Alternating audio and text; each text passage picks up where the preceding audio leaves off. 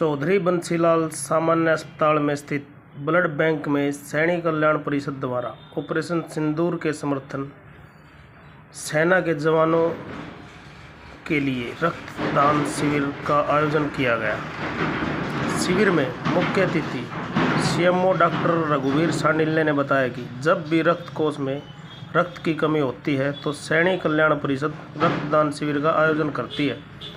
वहीं परिषद के प्रभारी ओम प्रकाश सैनी ने कहा कि राष्ट्र हित को सर्वोपरि मानते हुए देश की सुरक्षा में जो जवान लगे हुए हैं उनको जब भी रक्त की ज़रूरत पड़ेगी हम इसके लिए सदा तैयार रहेंगे। वे सुरक्षित होंगे तभी हम सुरक्षित रह सकते हैं। शिविर में 30 यूनिट रक्त एकत्रित किया गया। पहली बार ब्लड डोनेट किया है और मैं सबको संदेश देना चाहूँगी, सभी लड़कियों को भी महिलाओं को भी मैं यही बोलना चाहूँगी कि ज़्यादा से ज़्यादा ब्लड डोनेट करें और जो अपने सिपाही जो घायल हो रहे हैं उनकी ज़्यादा से ज़्यादा मदद करें। मैं लोगों को भी, अपने से बड़ों को भी, छोटों को भी, जिनका है एज और जिनका ब्लड ज़्यादा है, जो लीगल है, तो मैं कहना चाहूँगी कि ज़्यादा से ज़्यादा ब्लड डोनेट करो और ज़्यादा से ज़्यादा सरकार को मतलब वहाँ तक पहुँचाओ, इस चीज़ को सिपाहियों तक पहुँचाओ, सैनिकों तक पहुँचाओ, उनकी ज़्यादा से ज़्यादा मदद करो। में हमारे सैनिक कल्याण समाज के द्वारा ब्लड कैंप ऑर्गेनाइज किया गया। इस जो संगठन है बहुत ही पहले भी ब्लड कैंप ऑर्गेनाइज किए गए थे और आज इन्होंने लगभग 50 ब्लड यूनिट देने का संकल्प किया था। उसमें 30-40 तो रजिस्टर्ड भी हो गए हैं और कहते हैं 50 से ऊपर ब्लड डोनेट करेंगे। मैं तहे दिल से इनका धन्यवाद करता हूं। ये जो संगठन है समय समय पर डोनेट करता रहता है और काफ़ी पुराना है। इन्हीं की बदौलत से ही हमारा जो ब्लड बैंक है, हमारे इसमें 250 से ऊपर यूनिट हैं और प्राइवेट को टोटल मिला करके 700 के आसपास हमारी टोटल यूनिट है। और हमारा टारगेट है कि ये हम कल भी एक कैंप ऑर्गेनाइज कर रहे हैं, 14-15 को भी हैं और 17-18 को भी है। तो ऐसे हमारे ब्लड की कोई कमी नहीं रहेगी। रही बात आपकी इसमें तैयारियों के बारे में, जो पाक इंडो की जो स्थिति बनी हुई है, स्वास्थ्य विभाग हमेशा चाहे कोविड हो चाहे युद्ध हो हमेशा तत्पर रहता है और उनका कर्तव्य बनता है कि सरकार को सहयोग करे। अगर कोई इंजर्ड होता है उसको अच्छी सेवाएं मिले। इसके लिए हमारे जो दिशा निर्देश आए थे उसकी पालना में हमने सभी डॉक्टरों की लिस्ट और हमारे आईसीयू की लिस्ट और यहाँ तक कि गवर्नमेंट और प्राइवेट सभी की हमने शेयर कर दी है। हमने एक रैपिड टीम भी बना दी है कि जो इस डिस्ट्रिक्ट और दूसरे डिस्ट्रिक्ट में जाए तो उसको भेज सकें। हमारे जितने भी आईसीयू है और इक्विपमेंट है सारे फंक्शनल हैं। ऑक्सीजन कंसंट्रेटर हैं, ऑक्सीजन सिलेंडर हैं, वो सारी फंक्शनल बना दिए हैं। सभी संस्था के इंचार्ज को डेजिग्नेट कर दिया गया है। जो जो रिपोर्ट दी जाती है हमारे हेडक्वार्टर को वो हम भेज रहे हैं। डॉक्टर साहब क्या है, जब भी कोई सायरन बजता है तो ब्लैकआउट का मतलब ये है कि सारी लाइटें ऑफ़ कर दी जाती हैं और उसको ऑफ़ करने का मतलब यही है कि जो दुश्मन का जो कोई ड्रोन है, मिसाइल है, वो अच्छी तरह विजिबल हो जाती है और विजिबल होने के कारण उसका काउंटर अटैक, उसको डिफ्यूज या उसको वहीं मार गिराया जाता है ब्लैकआउट, ताकि हम हमारी जो सेना का हम मनोबल ऊपर रखें और उसको सहयोग करें।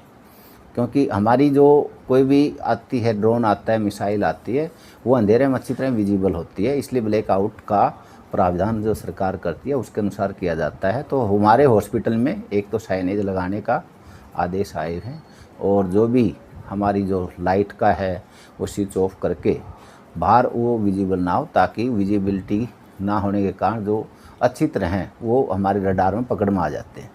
सर ये जो साइन बोर्ड है ये जो स्टेट हेडक्वार्टर में और हमारे जो उपायुक्त महोदय के जैसे दिशा निर्देश आएंगे समय समय पर वो पालना की जाएगी। अभी तक जो भी जैसे आए हैं वो हमने कंप्लायंस रिपोर्ट भेज दी है। आगे भी जैसे होंगे उसकी भी कंप्लायंस रिपोर्ट भेज देंगे।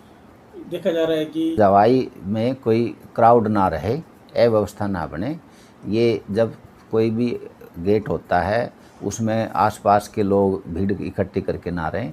ज़रूरत पड़ने पर दोनों खोल दिए जाएंगे, कोई ऐसी बात नहीं है। लोगों को सुविधा के लिए हॉस्पिटल है।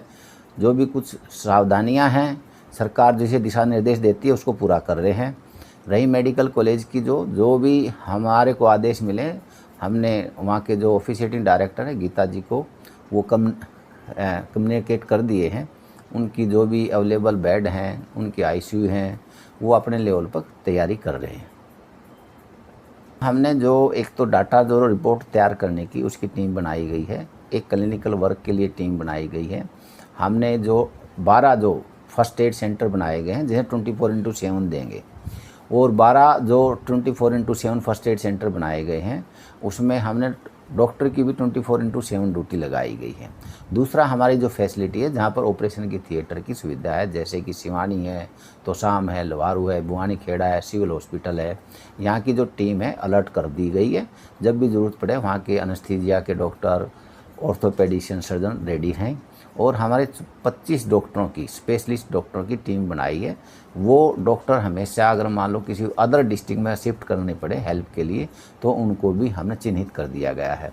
ऐसे ही हमारी जो 23 हमारी गवर्नमेंट की एम्बुलेंस है और 32 एम्बुलेंस हमारी प्राइवेट की है। सभी एम्बुलेंस को मैपिंग कर दी गई है। ज़रूरत पड़ने पर उनका मोबाइल नंबर और कहाँ जगह होगी वो भी हमने चिन्हित कर दी गई हैं। और हमारी जो फैसिलिटीज़ है जैसे गवर्नमेंट की और प्राइवेट की, कितने आईसीयू बेड हैं उनकी संख्या को चिन्हित करके उसमें ज़रूरत पड़ने पर हम प्राइवेट की भी सहायता लेंगे कि डिजास्टर मैनेजमेंट एक्ट लग गया है और उस एक्ट के तहत सभी, चाहे गवर्नमेंट हो चाहे प्राइवेट, सारी एज ए यूनिट काम करती है।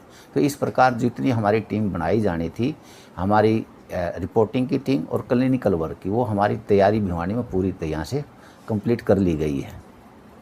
बिल्कुल, हमारा भिवानी जो है स्वास्थ्य विभाग कोविड के समय भी और कोई युद्ध की स्थिति आती है और आसपास की किसी डिस्ट्रिक्ट को हेल्प ज़रूरत है, भिवानी हमेशा तत्पर रहा है और आगे भी रहेगा।